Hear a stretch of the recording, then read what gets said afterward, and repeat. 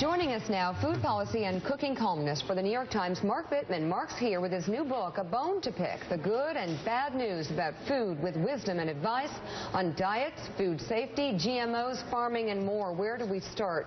Labels? I don't know what label to believe anymore. The primary thing is to look for food without labels. That is food that you know what it is. A head of broccoli, a glass of orange juice, a steak don't have labels, you know, it's because they're one ingredient. So that's really the goal. When things are processed, they tend to add ingredients we don't know what it is, what they are. They tend to require more labor, value-added stuff. They tend to use things that may not have been pure in the first place, and we have no idea what's going on. Mark Alperin, you're a foodie. Do you know that butter is back? Butter is back. Butter's fine. Butter was never gone to you, was it? Not in restaurants. There's a lot of butter.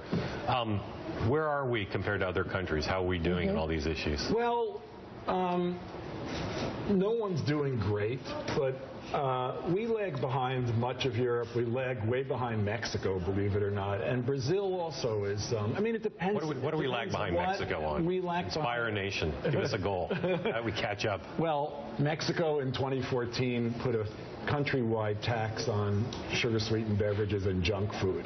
The junk food thing has been a little hard to enforce because it's hard to define. It's not hard to define a sugar-sweetened beverage. And so they put a 10% tax nationwide on sugar-sweetened beverages, and consumption of soda went down 10% that year, the first year. And consumption of water went up 12%, which is exactly what you want to happen. I drive past a lot of food farm stands, and I would prefer to buy, like, produce at farm stands. It's a little bit more expensive at the farm stand, but it just makes you feel better. What can we do in this country to encourage more use, more commerce in local farm stands rather than your supermarket? Well, it is more than just making you feel better. Presumably the food is better. I mean, if it's grown by a real farmer and sold at a farm stand, then it's better food. So it should be more expensive because more care has been taken in producing it. It's not a commodity. It's not mass-produced. It's not industrially produced. We have seen farm stands grow to the point where there are more farm stands in the United States, farmers markets in the United States anyway, than there are McDonald's, which is a really great thing. Yeah. The thing we can do to encourage more shopping at farm stands is we can increase the use of what are called double bucks, or make food stamps worth more when they're buying fruits and vegetables at farm stands, or even at supermarkets. We can support farmers who are willing to grow fruits and vegetables as opposed to corn and soybeans, you know, for animal feed and ethanol.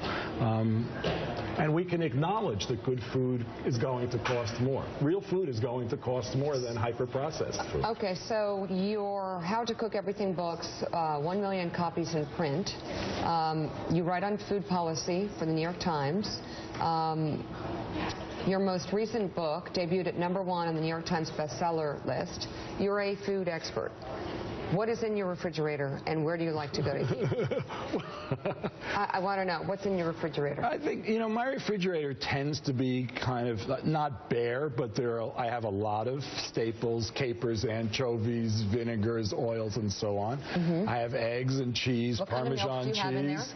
Right now I have almond milk. Almond milk, okay. I could have guessed that. I thought it was going to be soy or almond. Go on, yes.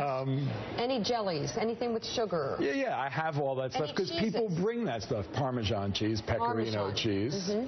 Any meats? There's no meat in the refrigerator. But the thing is that I try to shop, you know, not every day, but every other day, twice a week. What juices are in your refrigerator? No juice. No juice. Why? Because there's a lot of sugar and it's not worth it. You've got to dilute it anyway. May as well just fresh orange juice? Fresh orange juice? Well, I mean, if I were squeezing it, I like fresh orange juice. But just a tiny little glass. Do you ever eat fast food? Yeah, I eat fast food. Well, come on. I mean, I'm still a person. What do you like? We all have our weaknesses. So what's the weakness? I have a fondness for pizza and hot dogs, but I mean, it's a question of frequency, and it's a question of what you do on a daily. I think, you know, we have a problem in this country with seeing things as either pure or sinful. Right. And the fact is the middle ground is where we want to live. The book is A Bone to Pick, and it's available now. Mark Bittman, thank you very much, and it's good advice. We'll be right back with much